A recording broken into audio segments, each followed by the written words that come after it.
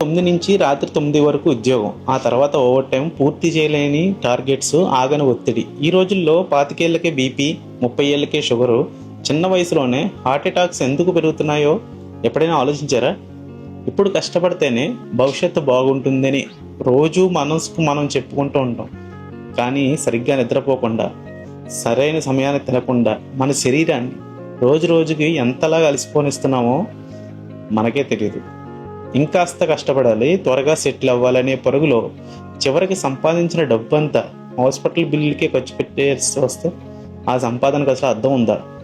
డబ్బు పోతే మళ్ళీ సంపాదించుకోవచ్చు. పోయిన ఆరోగ్యం, పోయిన మనశ్శాంతి, పోయిన ప్రశాంతత ఎంత డబ్బు ఇచ్చినా సరే తిరిగి రావు. కెరీర్ ముఖ్యమే, కష్టం కూడా ముఖ్యమే, కానీ మీ శరీరం ఇచ్చే హెచ్చరికలను ఎప్పుడూ నిర్లక్ష్యం చేయకండి. అవి మీ ఆరోగ్యం కోసం వస్తున్న హెచ్చరికలను గుర్తించండి.